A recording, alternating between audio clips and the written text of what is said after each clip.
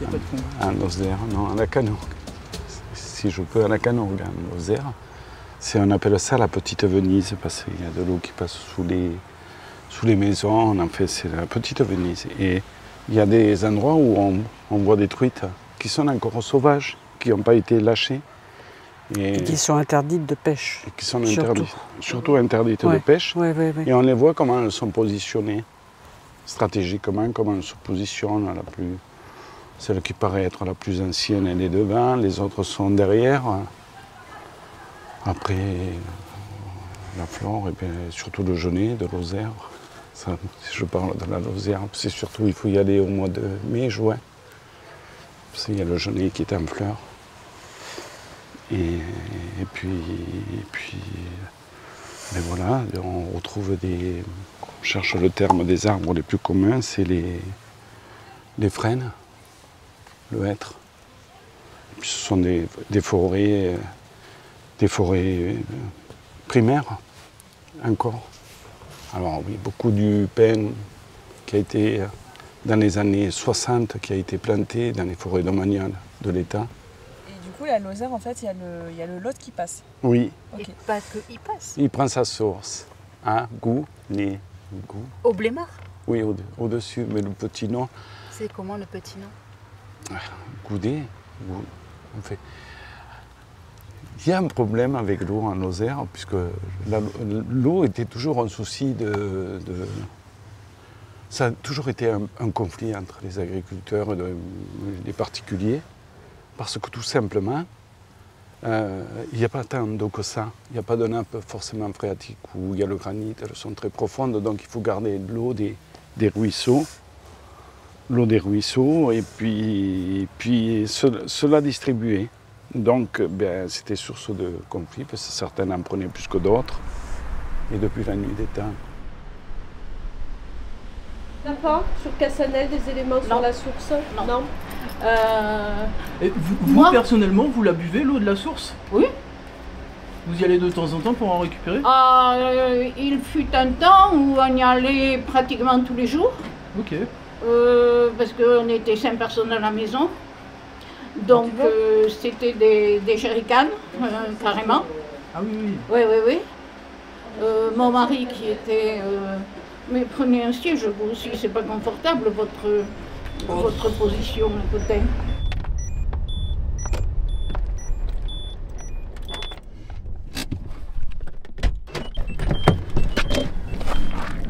Bonjour messieurs, dames, on m'a parlé d'une source. Oui. Et comme je vois que vous avez une bouteille d'eau... Oui, elle est juste là en fait. Vous voulez qu'on vous y amène? C'est vrai que de la route, on la voit pas.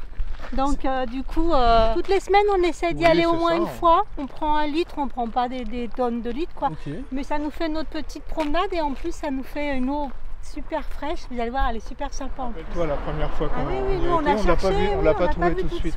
Ah d'accord, vous avez cherché aussi. Ouais, on a cherché un peu. Vrai Parce que nous aussi, on nous a dit, c'est la route de Bias et c'est sur la gauche. Ok. Donc on est allé un peu plus loin au départ. On vous laisse aller découvrir ça. Allez-y. Vous allez nous donner vos impressions.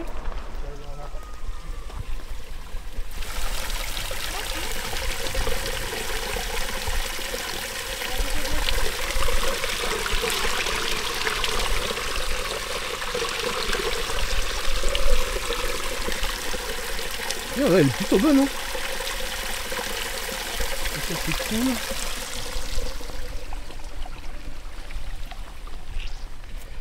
Et ça c'est cool dans le Lot du coup. C'est ça. Est-ce que vous savez d'où elle vient? Voilà ce que j'ai pensé. Moi je ne parle pas de la source, mais j'ai pensé qu'il y avait peut-être quelque chose qui pouvait intéresser. Alors monsieur Astier, voilà où vous allez... alors là, c'est vraiment plusieurs générations. C'est un monsieur passionné. Il avait une scierie. Si vous portez une bûche, un tronc, il vous la scie. Oui, ok, il a toujours les machines. Mais, tout est. Non, il fait démarrer. Il vous le fera démarrer. Vous verrez comment l'eau arrive, comment elle part. Eh bien, ça y est, je me discute. Quand Thérèse est là, bon, je suis renommée pour être bavarde. Alors. Bon.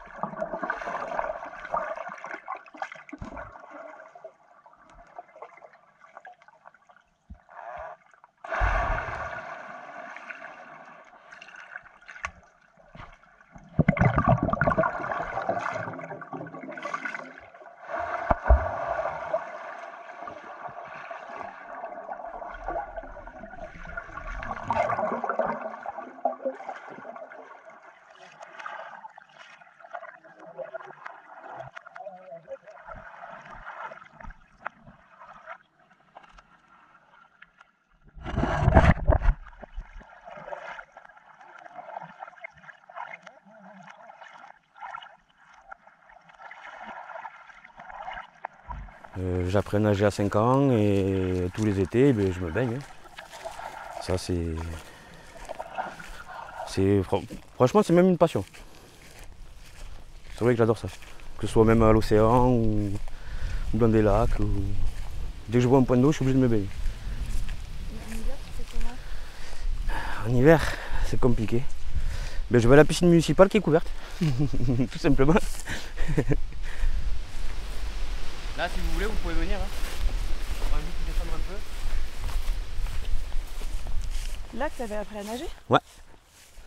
Mais c'est le papy qui tient la série qui m'a appris à nager. Ah ouais? Ouais. Ben, tout simplement, il m'a passé une vieille chambre à air qu'il a regonflée. Et un jour, il en a eu marre que je utilise cette chambre à air, et ben, il m'a dit maintenant tu nages. Mais bon, il était avec moi quand même dans l'eau. Voilà comment ça s'est passé. Vous allez bien? Comment vous le couvert? Vous vous rappelez de moi?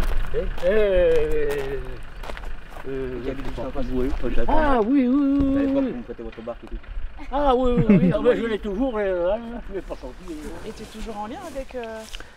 Oui, bah, chaque fois que je vais pêcher là-bas, on se voit. Et du coup, ton fils, tu as fait la même chose Il est en train d'apprendre là. On va peut-être descendre en bas là, on va faire un tour. Vous pouvez faire des vous passez sur le barrage, ouais, et puis vous arriverez bien. Oui, oui. Vous n'allez pas vous noyer, il n'y a pas d'eau. Je dis c'est pareil quand même. Hein.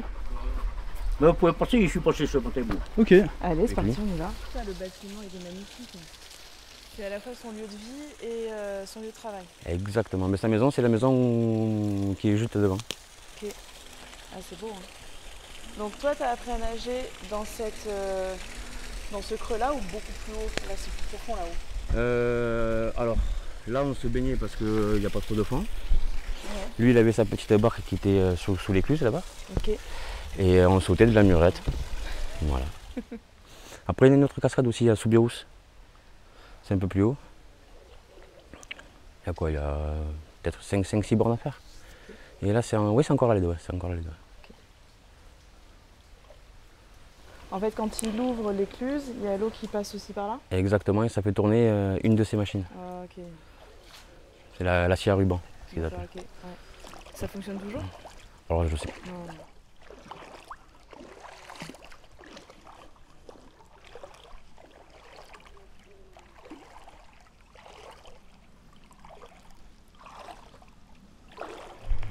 Oh, moi, j'ai été appelé menuisier. Et quand je suis revenu à l'armée en 68, qu'en faire? J'ai travaillé mon père et j'ai pris la scierie.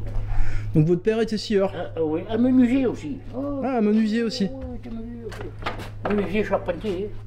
Mais on s'est mis dans le sillage au bois. Et oui, le moteur, on l'a fait sur aussi. Et alors, on va passer les jours pas qu'il s'allume, hein. Un diesel, vous voyez. Ok. 30 chevaux, 33 chevaux. Alors il fallait que je monte cette courroie là-haut. Donc ça c'est le diesel qui remplace le moulin quand il n'y a plus d'eau. Et voilà, c'est ça. Alors pour ça. Et alors moi j'ai monté un moteur électrique. Comme je ne me sers que de cette machine maintenant, c'est plus pratique pour moi. Ouais. Ouais.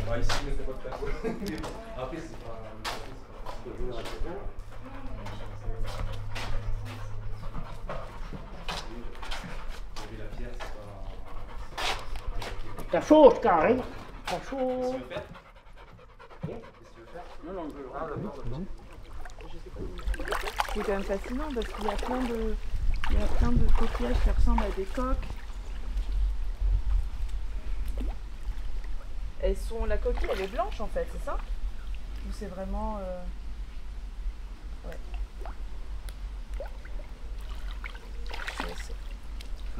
Ah oui, c'est ça. C'est vivante, hein? Ouais. C'est pas qu'une coque. Et ça se mange? J'ai jamais goûté. Jamais goûté. Ouais, il y en a beaucoup en fait sur toutes les rivières. Tu manges une moule frite. Oui, voilà. Une seulement. T'as fait ton repas. Ouais, c'est fou ça. D'où c'est venu? Alors là, bonne question. Oui. Ça faudrait faire des recherches sur internet, je pense. Ouais.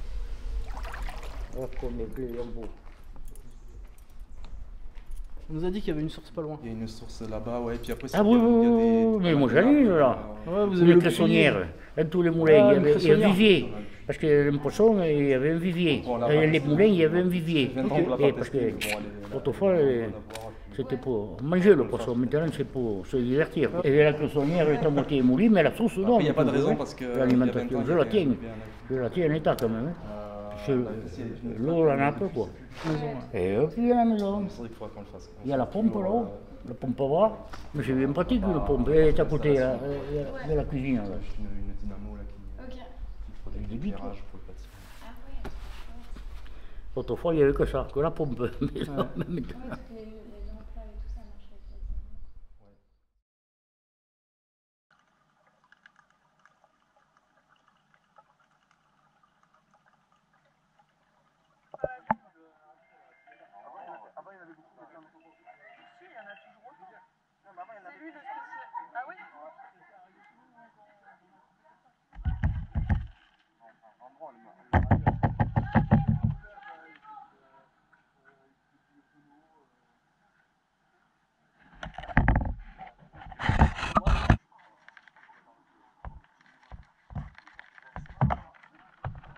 Non, on repart demain en fait.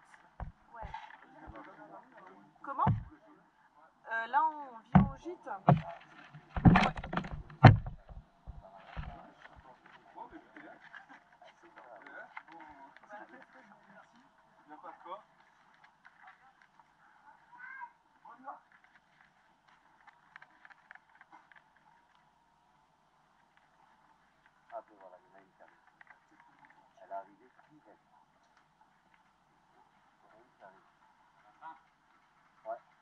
Et mon père, il faisait bouillir de l'eau comme ça. Okay. Il faisait bouillir de l'eau et il les lavait, etc. Il faisait bouillir de l'eau. Après, moi, j'aimais pas. Toi, tu manges pas? Ah non, je supportais pas. Là, ce qui est pris de mer et tout, j'aime pas trop. Mais ouais, les crédits, je mangeais pas. Mais ouais, tout le temps. Il les décortique les unes après les autres? Ouais, c'est ça, ouais. Comme les crevettes, quoi. Okay. Mais mon père, tout le temps, depuis qu'on est petit, c'était ça. C'était pêche à ça. Après, on prenait aussi des têtes de poisson, des trucs. On mettait de tout.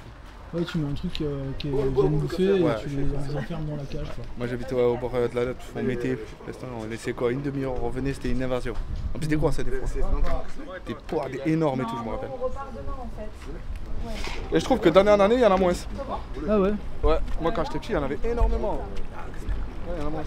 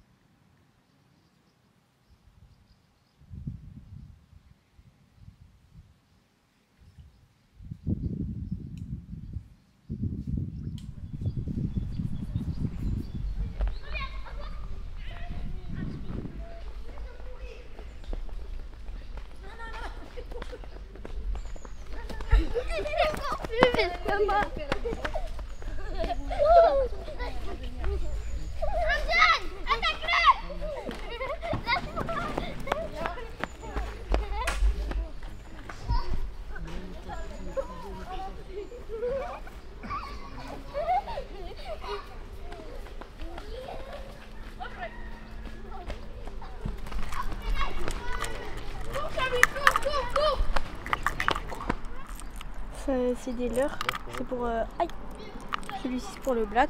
Vous pouvez pêcher plusieurs poissons, mais moi je vais essayer de pêcher le black en ce moment. Ça mord bien donc on va essayer.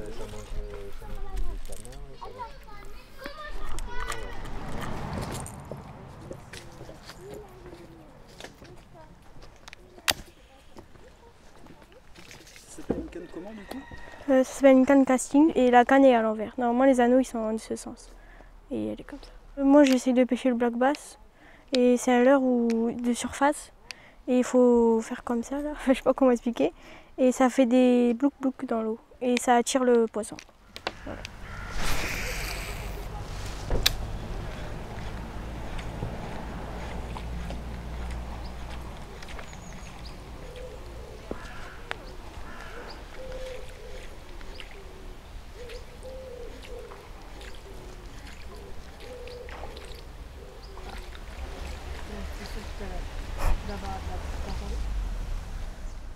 Pour le régler, je clique là-dessus.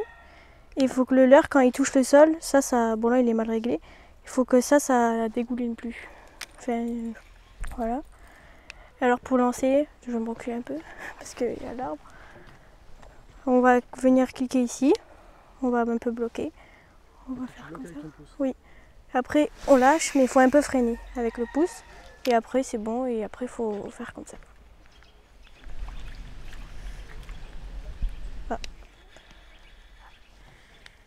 Oh purée, là je me suis accrochée.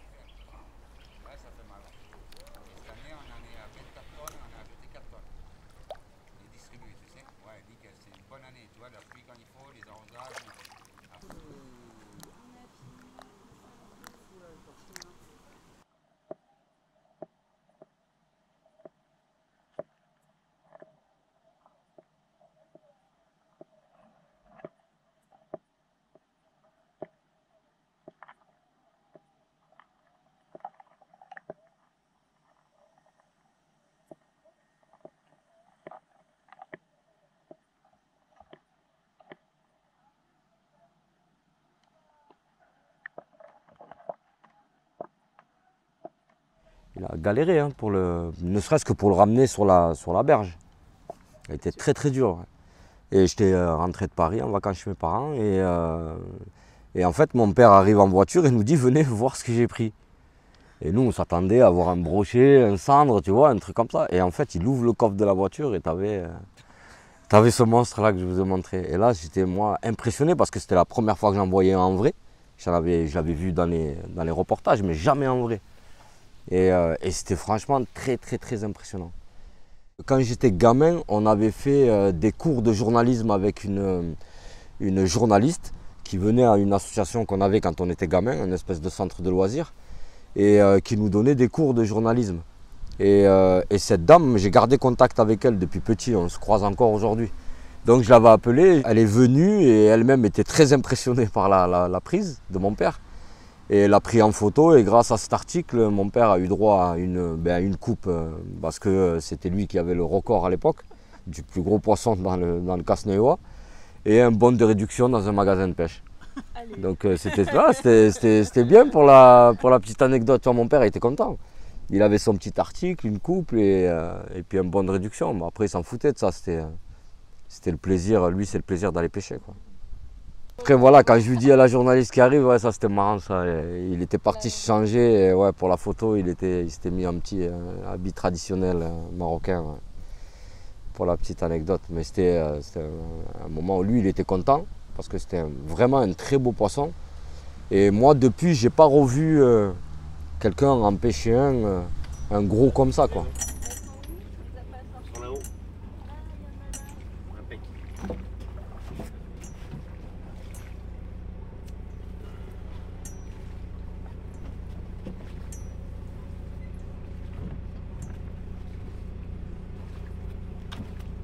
Alors, hop, un tour, et après une boucle comme ça avec le truc en dessous.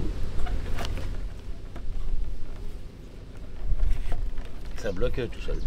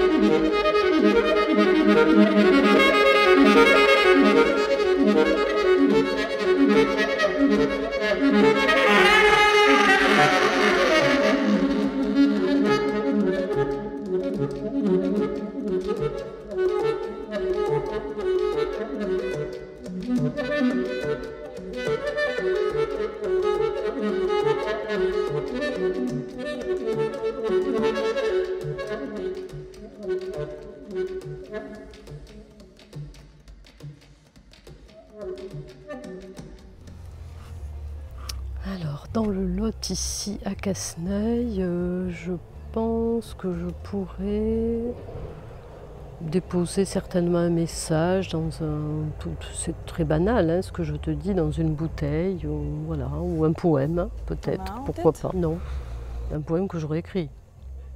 Voilà. Mais oui, pourquoi pas, une bouteille. Ou... Bon, je pense qu'on a tous envie de ça, à un moment donné. Hein, qu'on retrouve un peu un message quelque part, que quelqu'un qu'on ne connaît pas retrouve. Ça serait pas une lettre d'amour, attention, ou un poème d'amour, pas du tout. Je suis mariée depuis 40 ans, donc j'ai pas du tout. Je suis pas en quête de. Mais je pense que quelque chose de réconfortant, oui, qui peut toucher quelqu'un à un moment donné dans sa vie, pourquoi pas. Hein, ça serait plutôt de cet ordre-là, quoi. Quand j'étais enfant, voilà. Donc, on investissait, comme je te le disais, les ruisseaux, les mares, les cours d'eau, autour de chez mes grands-parents. Quand je dis on investissait avec la fratrie, les cousins, les amis, les copains, voilà. À l'insu de nos parents, parce qu'on était quand même jeunes, même si on savait nager, il y avait quand même quelques dangers parfois. Et voilà, on jouait énormément, on sautait, on montait sur les arbres, on plongeait. Et d'autre part, c'était vraiment l'endroit qu'on investissait. Pourquoi? Parce qu'il y avait un sentiment de liberté absolue. Voilà. Puis il y avait cette sensation quand même, ce rapport à l'eau et à la nature. Donc c'était un très bel endroit un peu caché aussi, des regards. Voilà. Donc où tout était possible. Et je garde un souvenir quand même très précieux de ces moments passés au bord du ruisseau. Voilà, c'est le pont. Je vous ai emmené à ce pont ici à Casseneuil parce que c'est un endroit où je suis beaucoup allée. Là où j'ai sauté pour la première fois ici, je devais avoir 4 ans. Je sautais avec des gilets de la base nautique qui est juste là-bas. Et au fur et à mesure du temps, j'ai appris à nager et tout ça. Un jour, je crois, la barrière, je ne sais plus ce qui s'était passé, elle était tordue un peu. Je ne sais plus tout ce qui s'était passé. Et il y a des gens qui sont arrivés et qui l'ont coupé, la barrière, les 3 barrières. Et en fait, le truc, c'est qu'on pouvait courir et sauter, du coup, on pouvait faire plusieurs figures. Du coup, on pouvait tenter des saltos comme ça, plein de trucs comme ça. Sauf que là, il n'y a pas longtemps, et bien, du coup, ils ont soudé la barrière et ils l'ont cadenassée et tout. Et du coup, maintenant, on ne peut plus la retirer. Qu'est-ce que t'en penses, toi? On avait un délire quand on sautait comme ça. Moi, à un certain moment, ben, je venais ici juste parce qu'il y avait ça, du coup. Maintenant, vu qu'il y avait coupé les barrières, c'était encore plus mieux pour réussir des figures et tout. Et ça changeait d'avant. Parce que même s'il y avait cette barrière-là coupée, il y avait les autres. On pouvait sauter des autres aussi, donc on pouvait faire les deux à la fois. Et ça rappelle beaucoup de bons souvenirs ici.